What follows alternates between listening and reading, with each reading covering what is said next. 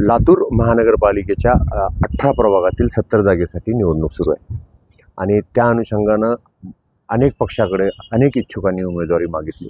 मात्र काही पक्षांनी अतिशय तरुण म्हणजे महापालिकेला पहिल्यांदा जे मतदान करणार आहेत अशा तरुण मतदारांना उमेदवारी दिलेली आहे. त्याच्यातले 4 प्रतिनिधी आपल्याबरोबर आहेत.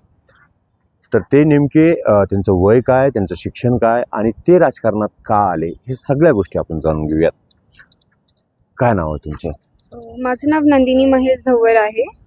मी 22 वर्षाची आहे. शिक्षण काय? मी BLLB 3rd इयर करायले सध्या दयानंद कॉलेजपासून. ओके. पक्ष? अपक्ष आहे. ठीक. आपलं नाव? माझं नाव ऐश्वर्या सुशील चिकटे आहे. माझं वय 26 आहे आणि मी master in economic history London School of Economics and Political सायन्समधून कंप्लीट केलं आहे. पक्ष आपला? मी रिपब्लिकन सेना व राष्ट्रवादी काँग्रेस पार्टी यांची दोघांचे अधिकृत उमेदवार आहे. आपलं नाव? नमस्कार, मी जयराज मनोज स्वामी. माझं 23 वर्ष आहे. रनिंग 23 वर्ष चालू आहे माझं आणि मी इंजिनिअरिंग करत आहे सध्या MSBDA कॉलेजला 3rd इयरला आहे. पक्ष भारतीय राष्ट्रीय काँग्रेस व वंचित बहुजन आघाडीचा मी अधिकृत उमेदवार आहे. नमस्कार, आयुष्मान श्रीरत्न गंडे, राहणार लेबर कॉलनी, प्रभाग क्रमांक 4 चा उमेदवार आहे. भारतीय जनता पार्टीने मला संधी दिलेली आहे. वय 23. शिक्षण दयानंद कॉलेज फर्स्ट इयर लॉला आहे. आता यांचं एकूण वय आणि शिक्षण आपल्याला कळलं. आता हे राजकारणात का आले? राजकारणात यायची इच्छा काय झाली? कारण आता तुम्ही LLB करतायत, मग राजकारणात यायची इच्छा का? ॲक्च्युली मी बघितलं आहे, माझे फादर भाजपमध्ये होते. त्यांनी सध्या पण भाजपचेच मेंबर आहे. पण मी बघितलं आहे का राजकारण कसं असतंय, काय असते त्याच्यात, आणि मला ना ते इंटरेस्ट खूप वाढला. मी जेव्हा माझी एक एज झाली, मला कळायला लागलं का कसं आहे, काय आहे, का बरं होतं ते इलेक्शन्स, वोटिंग आणि त्यांचे काय काम असतात. मला आहे का मी माझ्या जनतासाठी काहीतरी करावं. त्या विचारानं तुम्ही राजकारणात हो. बरं. परदेशात शिकायला आहात तरी राजकारण करतायत, काय काय? मी फुले शाहू आंबेडकरांच्या विचारांवर चालणारी व्यक्ती आहे. तर मी माझ्या ज्ञानाचा वापर हा माझ्या समाजातील बांधवांसाठी मला कसा करता येईल यावर मी नेहमी भर देत असते आणि ही जी निवडणूक आहे ती त्याचाच एक भाग म्हणून मी पाहते. आणि मी सर्वांना सांगू इच्छिते की राजकारणाकडे जो बघण्याचा दृष्टिकोन आहे, स्पेशली जे शिक्षित वर्ग आहे, तर तो पॉझिटिव्ह असला पाहिजे आणि तीच समीकरणं बदलण्यासाठी मी याच्यामध्ये पाऊल टाकते. राजकारणात येण्याचं कारण? राजकारणात येण्याचं कारण म्हणजे लहानपणापासूनच थोडं सगळ्यांसोबत म्हणजे राहायची सवय आहे. युवकांचं संघटन मला लातूरमध्ये करायचं आहे आणि सध्या मी BDA कॉलेजमध्ये सिव्हिल डिपार्टमेंटचा व्हाईस प्रेसिडेंट म्हणून काम करत आहे. तिथं मी विद्यार्थ्यांचं पण प्रतिनिधित्व करत आहे. तसंच मला आता महानगरपालिकेच्या निवडणुकीत यश मिळून मला अनेक युवकांचं संघटन करायचं आहे व लातूरकरांचे एक युवकांच्या पद्धतीनं कसे प्रश्न सॉल्व करता येईल, त्यांचे व्ह्यूज काय असतील, त्यांची एक पद्धत वेगळी असते युवकांची, ती मला सगळ्याला दाखवून द्यायचे. मी पूर्व भागात राहिल्यामुळे माझे वडील ऑटो रिक्षा चालवतात. आम्ही गरीब कौटुंबिक पार्श्वभूमी असल्यामुळे ना मला सगळ्या गोष्टीची जाणीव आहे की आमच्या पूर्व भागात सर्व सामाजिक लोक राहतात, सर्व समाजाचे लोक राहतात. त्यांच्या खूप काही अडचणी आहेत, ते कोणी सॉल्व केलं नाही, विकासच झालेला नाही. त्या प्रभागात मी राहिल्यामुळे मला सगळ्या गोष्टीची जाणीव आहे.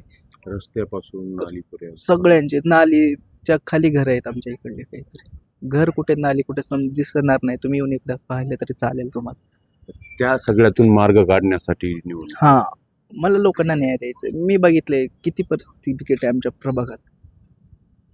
लोकांचे असे हाल झालेले आहेत ना, त्यांनी जिथं राहतात, जिथं खातात तिथं गटरीचे पाणी राहते, नालीच नाही आहे. या सगळ्यातून मार्ग निघावा म्हणून तुम्ही हे करतायत. मग आताचं सगळं जे राजकारण पाहतायत की ज्या पद्धतीनं अनेक पक्ष उतरलेत, सत्तेत असणारे पक्ष आहेत, महानगरपालिकेत एकमेकाच्या विरोधात लढतात, एकमेकावर आरोप करतात, याच्याकडे तरुण म्हणून कसं पाहतात? ॲक्च्युली महानगरपालिकेच्या मध्ये सत्याचेच आहे, सगळे तेच आहे, पण त्यांचे तेच आहे, ते सिमिलर वेमध्ये त्यांचं आहे की ते ट्रीट सिमिलर वेमध्येच करणार. त्यांनी प्रॉमिस करणार, त्यांचे काम त्यांनी करते काम, असं नाही का त्यांनी करत नाही आहे, पण त्यांचे कामामध्ये पण खूप सारे प्रॉब्लेम निघून येत आहे नंतर.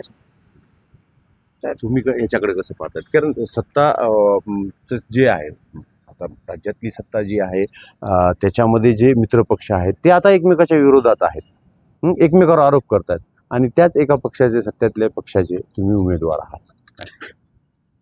मी लातूर शहराविषयी बोलेल या संदर्भामध्ये.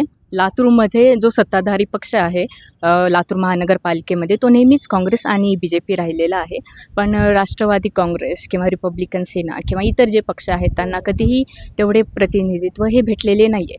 तर मी सगळ्यांना अशीच विनंती करू इच्छिते की तुम्ही चेंजला प्राधान्य द्यावे, बदलाला प्राधान्य द्यावे आणि नवीन युवकांना, नवीन आवाजांना किंवा नवीन आयडिओलॉजींना पुढे आणावे. कसं पाहता? आता विरोधी पक्ष म्हणून काँग्रेस आहे, वंचित बरोबर तुमची आघाडी पण आहे, मात्र सत्तेतले पक्ष एकमेकाच्या विरोधात लढताना विरोधक त्याला कसं पाहतात? आता मला वाटते की आता सध्या तर महानगरपालिकेची सध्या जी निवडणूक चालू आहे, मी आत्तापर्यंत ह्यापर्यंतचाच विचार केलेला आहे. खरा विचार केला तर मला माहिती आहे, सगळ्यांची जाणीव आहे की वर काय एकमेकांबद्दल काय विरोधतात, काय त्यांच्यात आज भांडणं चालू आहेत, कोण इकडं कोण तिकडं, हे सगळं मला माहिती आहे. पण ह्याच्यात कुठेतरी आपला जे सामान्य नागरिक आहे त्याचं नुकसान होत आहे असं मला वाटते. मग आता जे आमच्या वॉर्डातले जे नगरसेवक आहेत ते पण त्यांचं काही कळत नाही, कधी इकडं असतात कधी तिकडं. बरं जरी नसले तर ते इंटरनली कोणत्या तर ह्याला अटॅच असतात किंवा त्यांचं आतून त्यांना सेटिंगचं राजकारण असं मला वाटते. पण ह्याच्यात आता मी आमच्या वॉर्डात बघतोय ना की त्यांचं काही योगदान नसते, काही नसते. एक मला सगळ्यांना अवेलेबल होण्यासाठी मला या संधीचं सोनं करायचंय, सगळ्यांना अवेलेबल. राजकारणातले जे बदल आहेत, तुमच्या वॉर्डामध्ये सर्वात जास्त जे सत्ताचं समीकरण आहे, राष्ट्रवादी आणि काँग्रेस एकमेकाच्या विरोधात आहेत आणि भाजप पण आहे, भाजपाकडून तू लढतोस. सत्तेतल्या राष्ट्रवादी बरोबर तुझी फाईट आहे. पहिलं राष्ट्रवादीचे पण आमच्याकडे नगरसेवकही होऊन गेलेत आणि काँग्रेसचे पण गेलेत. अशी परिस्थिती आहे सध्या की विकासाला गतीच नाही आहे, विकासच केलेला नाही. पाईपलाईन नळाची आहे पण नळाला पाणीच नाही अंजलीनगर ह्या भागामध्ये. आता मी डोर टू डोर कॅम्पिंग केली, तिथं असे प्रश्न निर्माण झालेले आहेत की नळाला पाणीच येत नाही, त्यांना तिथून त्यांच्या दुसऱ्या गलीत जाऊन पाणी भरावं लागतं. किती मोठा प्रॉब्लेम आहे. ते सगळे लोक, नागरिक काय समस्या घेऊन नागरिकांचं म्हणणं एवढंच की आम्हाला गटरी नाली दुरुस्त बरोबर केले पाहिजे, लाईटीचे खांब नाही आहेत. तावरजा कॉलनीमध्ये बिलाल मस्जिदच्या साईडच्या लाईटच नाही आहे त्या प्रभागामध्ये, खांबच नाहीत, रोडच नाही आहे. गटर आहे तर गटर पूर्ण तुंबलेली. आत्ता पण जाऊन बघितलं तर ते आपल्याला दिसून जाईल. मला एवढा विश्वास आहे भारतीय जनता पार्टी ना, जे नेतृत्व आहे ना, खूप खंबीर नेतृत्व आहे की ते कामाला गती देईल. म्हणून मी भारतीय जनता पार्टीवर एवढा विश्वास ठाम करतो की तिथं मला माझा प्रभाग मला निवडून देईल आणि आमच्या प्रभागाचा विकास होण्यासाठी भारतीय जनता पार्टी हे माझ्या पाठीशी आहे, एवढं सांगू इच्छितो. काय समस्या लोक तुम्हाला सांगतात की ज्यावेळेस तुम्ही प्रचारात असता? आता 6 दिवस झालं आमचा प्रचार चालू आहे. आमच्या प्रभागामध्ये खूप काही कॉलन्या कव्हर झाल्या. पर आता मी ज्यावेळेस बघतोय एक सामान्य नागरिक, मी बाकीचे सांगण्यापेक्षा मी माझ्या घरच्याच आधी समस्या सांगतो. पाण्याची दिवस आहे फिक्स पण टाईम फिक्स नाही आहे. त्यामुळं टाईम फिक्स नाही आहे पाणी येण्याचं, त्यामुळं आमचं घरचं त्या दिवशी सगळं शेड्यूल चेंज असते. कारण की पाणी येण्याची वेळ फिक्स नसल्यामुळं त्यानुसार बाकीचे कामं ॲडजस्ट करावं लागतात. ते एक प्रॉब्लेम आहे. आता घरासमोर लाईट महिनाभर बंद असतात, महिनाभर चालू असतात. याचा आमच्या घरी त्रास होते कारण की फोकस डायरेक्ट घरातच येतोय ना त्याचा. ती एक प्रॉब्लेम आहे. रस्ते आज तुम्ही बघितलेत सगळे उखडून ठेवलेत त्या ड्रेनेजच्या ह्याच्यासाठी. आज ते काम चालू आहे पण त्याच्यावर पटकन लगेच त्याच्यावर सोल्युशन काढत नाही आहेत. त्याचाही लोकांना आज त्रास होत आहे. काही लोकांचं घर आज काय झाले, रस्ता वर आहे आणि त्याची घर खाली आहे, मग त्यांना त्या गोष्टीचा खूप त्रास होईल. मग पाणी घरात येणे हा मी बघितलोय. मी म्हणजे आता 6 दिवसाच्या प्रचारात हे मला सगळं दिसायले. मग मला वाटायले कुठं तर आता खरंच बदल अशी गरज आहे. म्हणून मला तर उत्सुकता आहे की आता मी पटकन कधी उतरेल आणि पटकन कधी काम करायला लागेल ही मला उत्सुकता आहे. काय समस्या लोक डिस्कस करताय? मी प्रभाग क्रमांक 7मध्ये उभी आहे, जिथे दलित आणि मुस्लिम लोकसंख्या जी आहे ती जास्त आहे. आणि अशा एरियामध्ये बघण्याचा एक दृष्टिकोन जो असतो तो लोकांचा असा असतो की हा जो आहे तो विकसित भाग नाही आहे. आणि आज एवढ्या वर्षानंतरसुद्धा तिथे म्हणेल तसा बदलाव कसल्याही प्रकारचा मला दिसत नाही. कारण मी लहानाची मोठी याच एरियामध्ये झालेली आहे. आणि त्याच्यामुळे जेव्हा मी मोठी व्हायचे तेव्हा मला हा एकच विचार असायचा की मी काय करू शकते की इथली जी हा जो भाग आहे त्याला मी रिडेव्हलप करू शकू. तर मग त्याच्यामध्ये इन्फ्रास्ट्रक्चरच्या तर सर्व गोष्टीच आहेतच. परंतु मी जेव्हा युवकांकडे बघते तर युवक हे मोस्टली कसे आहेत की त्यांच्याकडे म्हणजे बेरोजगारी तर आहेच, परंतु शिक्षण जे बघतो आपण लातूरमध्ये शिक्षण हे खूप मर्यादित क्षेत्रामध्ये आहे. जसं की मेडिकल आहे आणि इंजिनिअरिंग आहे.